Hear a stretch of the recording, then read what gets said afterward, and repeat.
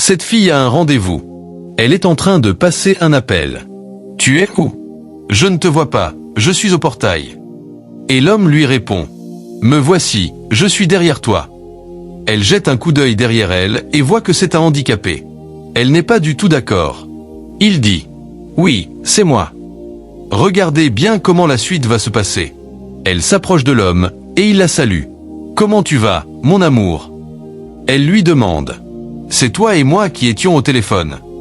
Il lui répond. Oui, c'est moi qui faisais l'appel. Tu ne crois pas ou bien tu as un problème? Pendant ce temps, une autre fille les observe à distance. Elle relance le numéro pour vérifier si c'est bien lui. L'homme répond. Oui, c'est mon numéro, appelle pour voir. Elle demande encore. C'était toi et moi qui écrivions sur Facebook? Et on parlait sur WhatsApp aussi? Il répond. Oui, c'était moi. C'est toi et moi qui échangeons des vocaux sur WhatsApp. Il sort une bague. Voilà une bague que j'ai apportée pour te la passer au doigt, parce que je t'aime vraiment.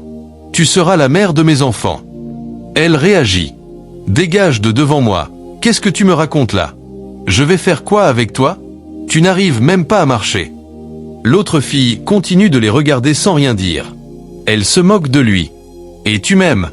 J'ai rien contre, mais tu ne marches pas. Qu'est-ce que je vais faire avec toi?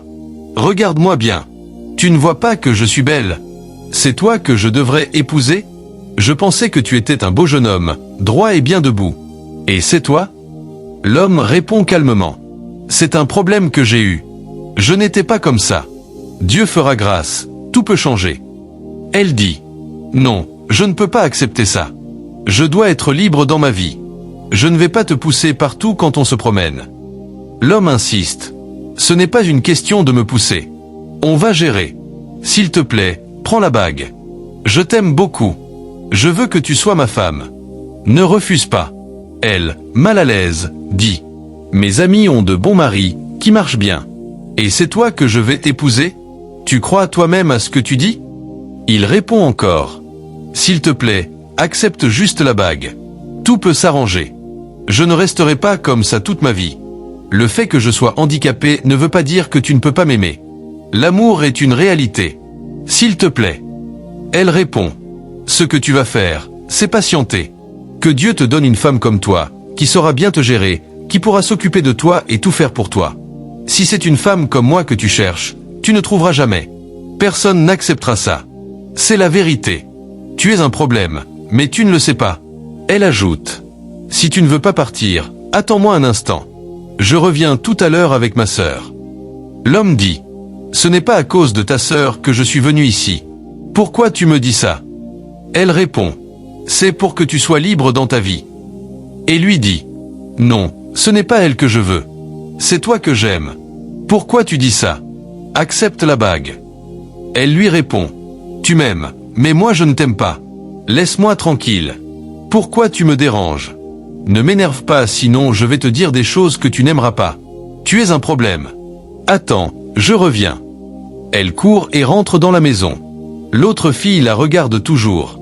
Elle prend un plastique, s'approche d'un puits et commence à puiser de l'eau. Regardez bien la vidéo jusqu'à la fin pour mieux comprendre la méchanceté de cette fille. Elle n'a même pas pitié d'un homme. Et n'oubliez pas de vous abonner à la chaîne et de partager la vidéo. Elle finit de puiser l'eau et va la verser sur l'homme. L'autre fille arrive en criant, enlève le plastique et dit « Tu fais ça à un homme? Pourquoi? Ce n'est pas un homme comme toi ?» L'autre répond « Vous deux, vous êtes pareils. Dis-lui de quitter le portail. Je ne veux pas de lui dans ma vie. » Elle lui dit encore « Fais tout pour le déplacer. Il n'a qu'à partir de chez moi. » Et l'autre lui demande « Tu dis ça sérieusement ?» Elle s'adresse ensuite à l'homme. « S'il vous plaît, ne vous fâchez pas. » L'autre fille dit « Je ne peux pas supporter ça. Faut l'amener chez lui, je ne veux pas m'énerver. » Puis elle demande à l'homme « Vous allez bien? Vous n'avez pas été blessé ?» L'homme répond « Non, je vais bien. » Mais l'autre fille continue « Je te dis de le pousser vers la route. Il doit partir. » L'homme dit calmement « Je suis n'importe qui pour toi, hein? Tu dis ce que tu veux, mais tu ne sais pas ce que l'avenir te réserve. C'est par amour que j'ai enduré tout ça. Je ne regrette pas. Je sais que je t'aime de tout mon cœur. Mais ce n'est pas grave. Elle recommence à l'insulter. L'homme se lève doucement du pouce-pouce. Elle le regarde, ne dit plus rien. Et voilà qu'une belle voiture vient se garer à côté d'eux. C'est impressionnant. L'homme qui sort de la voiture lui dit de ne pas bloquer les portes. Il les laisse ouvertes. L'homme du pouce-pouce met la main derrière lui, prend de l'argent et le donne à la fille gentille. Voilà, c'est pour toi. Elle est surprise. Quoi? C'est pour moi? Il dit. Oui, c'est pour toi.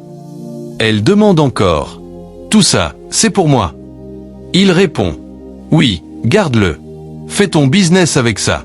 Tu as un bon cœur. Elle se met à genoux pour le remercier. Il lui dit de se relever. Pendant ce temps, l'autre fille est honteuse et confuse. L'autre lui dit. Tu vois comment la vie peut changer. Et l'homme conclut. On se verra plus tard. Merci pour tout. Il s'en va. Un chauffeur lui ouvre la portière. Il monte dans la voiture. La fille méchante veut s'approcher, mais le chauffeur referme la portière et démarre. Voilà comment la vie fonctionne. Dieu n'oublie jamais personne. Si quelqu'un t'ignore, Dieu, lui, ne t'ignorera jamais.